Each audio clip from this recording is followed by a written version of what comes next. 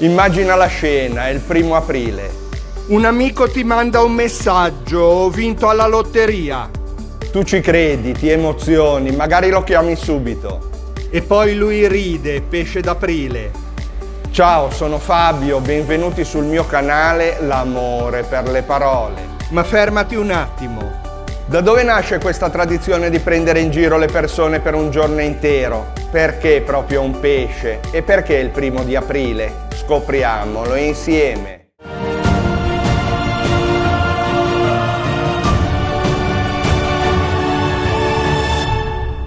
La storia è molto più curiosa di quanto credi. Partiamo dalle origini. Una delle spiegazioni più affascinanti ci porta in Francia, nel XVI secolo.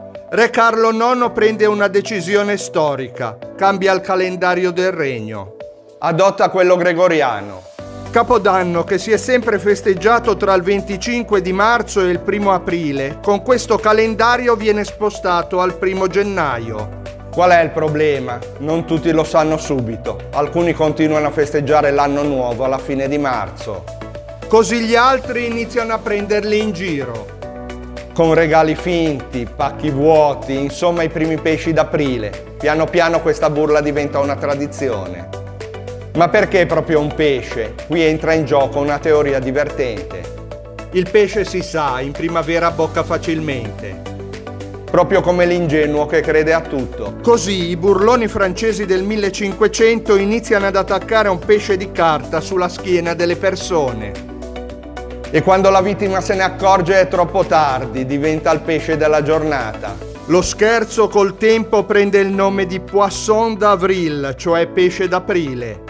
Una leggenda ci riporta ai tempi di Cleopatra. Alla burla della gara di pesca.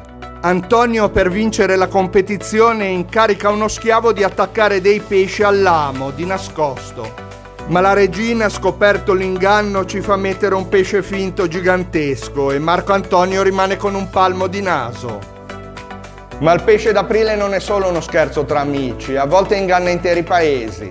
Nel 1957 la BBC trasmette un servizio incredibile. Mostra contadini svizzeri che raccolgono spaghetti dagli alberi. Migliaia di persone telefonano all'emittente per avere queste piante.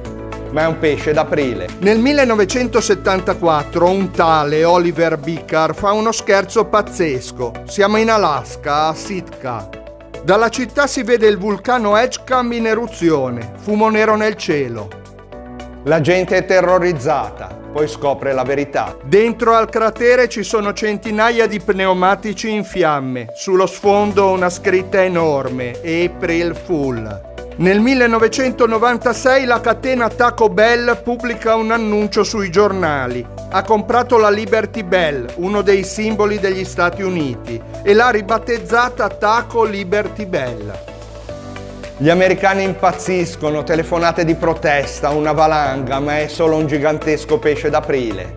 Qualche curiosità, c'è una regola non scritta. Gli scherzi si fanno solo sino a mezzogiorno. Se lo fai nel pomeriggio, il vero pesce sei tu. Nel bel paese la tradizione arriva solo nella seconda metà dell'Ottocento, ma prende campo subito. E oggi?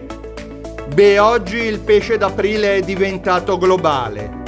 I giornali inventano notizie assurde, internet si riempie di scherzi geniali e ogni anno milioni di persone cadono nella trappola. Perché in fondo il pesce d'aprile ci ricorda una cosa semplice: non prendere la vita troppo sul serio. Quindi la prossima volta che ti dicono qualcosa di incredibile il 1° di aprile, fermati un secondo. Chiediti: è vero o sto per diventare il prossimo pesce? Se questo video ti ha fatto scoprire qualcosa di nuovo, allora dai, lascia un like e iscriviti al canale. Racconta il pesce d'aprile più originale che hai fatto. Ci vediamo nel prossimo video.